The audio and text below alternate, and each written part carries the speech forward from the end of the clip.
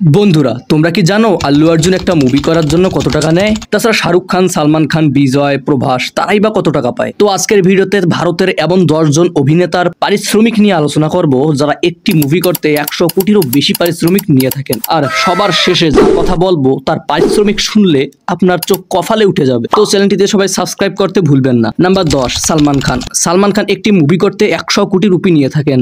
Number 9 Akshay Kumar. Akshay Kumar একটি movie করতে 100 কোটি রুপি নিয়ে থাকেন। নাম্বার 8 রামচরণ। রামচরণও একটি মুভি করতে 100 কোটি রুপি নিয়ে থাকেন। নাম্বার 7 শাহরুখ খান। শাহরুখ খানও একটি মুভি করতে 100 কোটি রুপি নিয়ে থাকেন। নাম্বার 6 ঋত্বিক রোশন। ঋত্বিক রোশন একটি মুভি করতে 110 কোটি রুপি নিয়ে থাকেন। নাম্বার 5 থালাপতি বিজয়। থালাপতি বিজয়ও একটি মুভি করতে 110 কোটি রুপি নিয়ে থাকেন।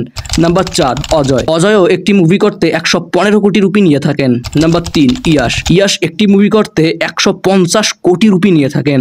নাম্বার 2 প্রভাস। প্রভাসও একটি মুভি করতে 150 কোটি রুপি নিয়ে থাকেন। নাম্বার 1 আছে আল্লু অর্জুন। আল্লু অর্জুন একটি মুভি করতে 175 কোটি রুপি নিয়ে থাকেন।